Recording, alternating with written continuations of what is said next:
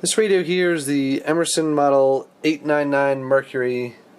It's a pocket transistor radio from around 1964. So this is probably one of the last American-made Emerson transistor radios. And one of the last American-made pocket-sized transistor radios in general. Production had mostly moved over to Japan and Hong Kong by this point. This radio seems to have been trying to continue on the success of the 888 series of radios, of which Emerson produced a number of models. And if you've been watching my channel for a while, you've seen quite a few of them. That model line was definitely Emerson's biggest success in the transistor radio market. Only a few other models from them did even reasonably well, like the 911, for example.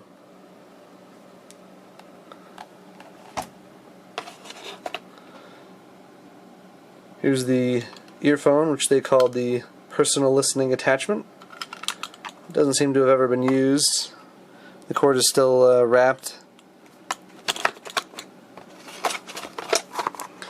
Here's the carrying case, which is made of cheap vinyl covered cardboard.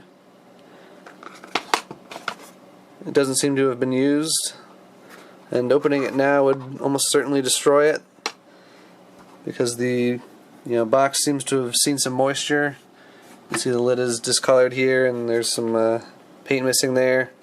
So this is probably extremely brittle. Here's the bag that probably went around the radio originally.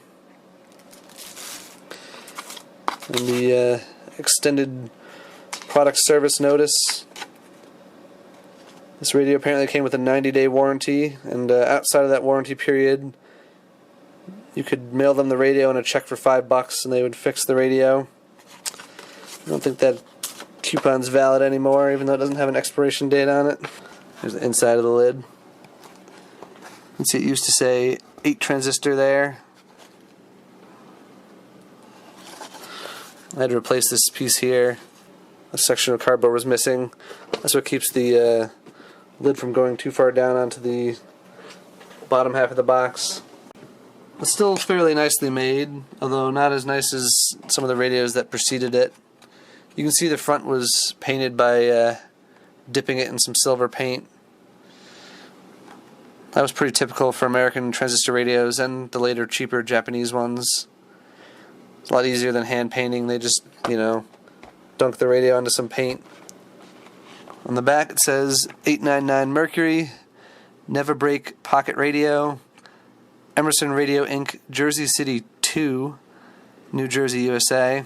Apparently they made a second Jersey City. There's the earphone jack and the screw for the back cover. Alright, let's hear the radio play. Volume controls on the side here.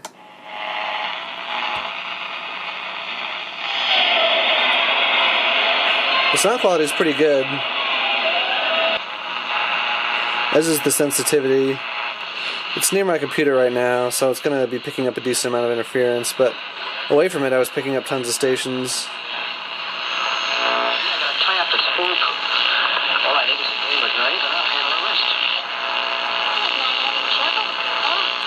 Tuning is pretty stiff, despite having cleaned the tuning capacitor and oiled it. It's kind of annoying, but there's no adjustment for tension on this one. And I've had bad luck with messing with the tension adjustments anyway, so I don't usually do it.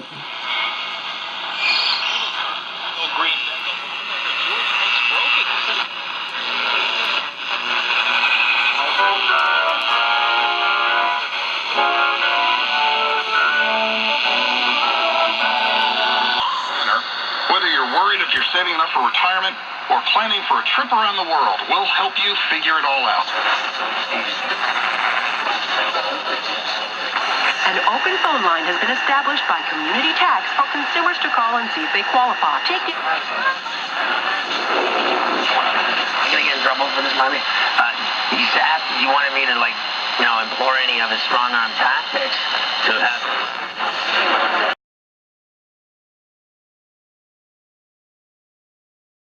Long high drive. That ball's up, and there she goes.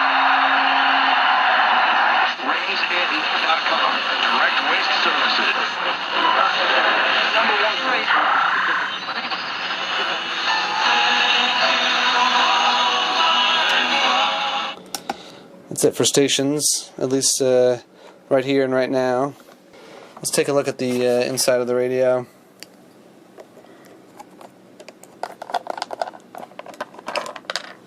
See, the inside's pretty clean. There was a little bit of battery compartment damage, but I was able to clean it up.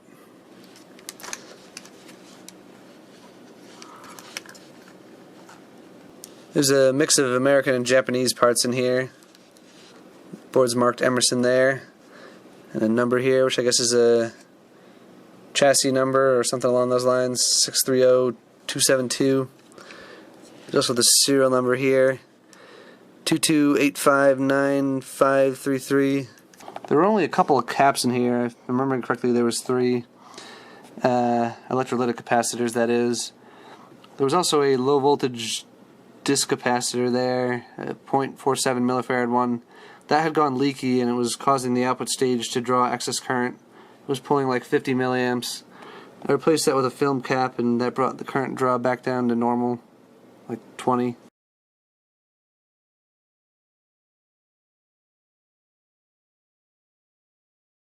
It's got a slightly better battery compartment design than the earlier 888 radios. It's a little easier to load this one. Still uses an American-made volume control. Here's the battery replacement label.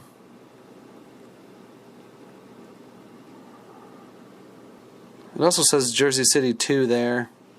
Interesting. I'm going to have to look that up. Well, that's all there is to show for this radio. Thanks for watching.